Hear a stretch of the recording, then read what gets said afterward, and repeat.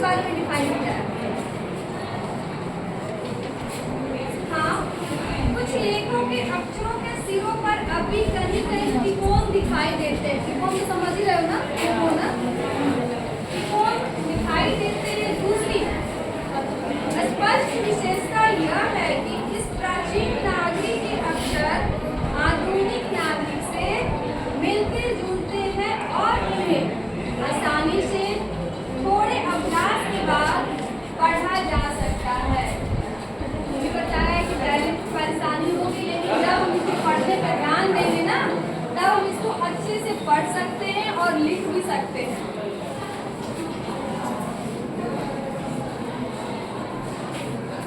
हम बता चुके हैं कि दक्षिण भारत से नागरी यानी नंदी नागरी लिपि के 8वीं सदी से मिलने लग जाते हैं। दक्षिण भारत में कब से लेके मिलने लग जाते हैं? 8वीं सदी से। ये चीज बारीकी से याद रखिए, क्योंकि जब 5 नंबर का क्वेश्चन आएगा ना, ये सब चीज लिखना होगा कि कब किस सदी में मिला, कहाँ मिला, इसके पीछे कौन से राजा कहाँ थे, ये सब लिखना होगा। तो आप ध्यान देना।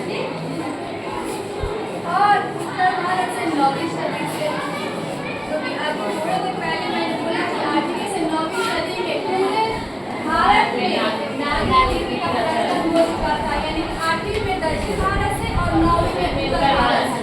मान लो ये रहा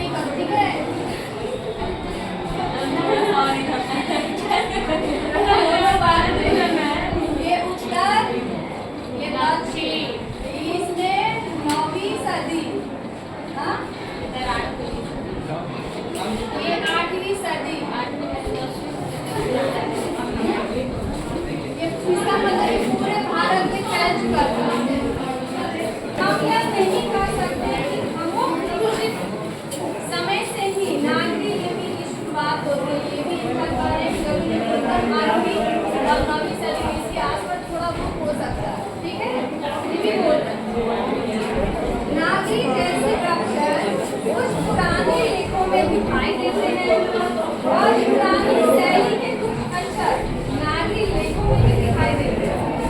यानी हर तरह लेखकों का इतिहास पहले चलता था कि कैसे हम लिखते हैं, काको खाको काको अंगा को, वैसे ही पहले भी था। कभी पढ़ लीजिए, काम में पत्रों को पढ़ लीजिए, वेद पुराणों को पढ़ लीजिए, वो चीज अभी भी विद्यमान है। समझ में आ रही बात? क्या पढ़े ना, यह देखना है कि इस लिपि को नागरी, देवनागरी या नंदी नागरी क्यों कहते हैं। अब सभी के मन में ये क्वेश्चन जरूर आना चाहिए। 3 नाम आ गया, नागरी, देवनागरी और नंदी नागरी। तो चलिए आगे बताते हैं कि ये क्या अपने लेख के निबंध के माध्यम से बता रहे हैं। इनके द्वारा हम पढ़ रहे हैं ना, इनका थॉट्स हम जानते हैं। बराबर बोलेगा। नागरी नाम की उत्पत्ति तथा इसके अर्थ के बारे में विद्वानों में बड़ा मतभेद है। यानी कि जो विद्वान थे, जो साहित्यकार थे, उन लोगों में भी आपस में बड़ी मतभेद होती है। क्योंकि सबका जो माइंड है ना, सबकी सोचने की, समझने की क्षमता अलग अलग है। तो अपने पास ही कोई जल्दी समझ जाता है, किसी को 2 दिन बाद समझ में आता, किसी को 1 दिन नहीं समझ में आता, क्योंकि बारी आ गई नहीं है। किसी के अनुसार गुजरात के नागर ब्राह्मणों ने, यानी कि जो ब्राह्मण थे, नागर ब्राह्मण थे, ठीक है, नागर ब्राह्मणों ने पहले इस लिपि का इस्तेमाल किया। सबसे पहले इस लिपि का इस्तेमाल किया, इसलिए इसका नाम नागरी पड़ा। यानी गुजरात के नागरी ब्राह्मणों ने इस लिपि का आविष्कार किया। सबसे पहले बोला तो उन्हीं के नाम के नागरी पड़ी है। ठीक, फिर इस मत को स्वीकार करने में अनेक अड़चनें। आइए आगे बढ़ते हैं कि पढ़ाकर लीजिए और क्या बता रहे हैं। प्रॉब्लम।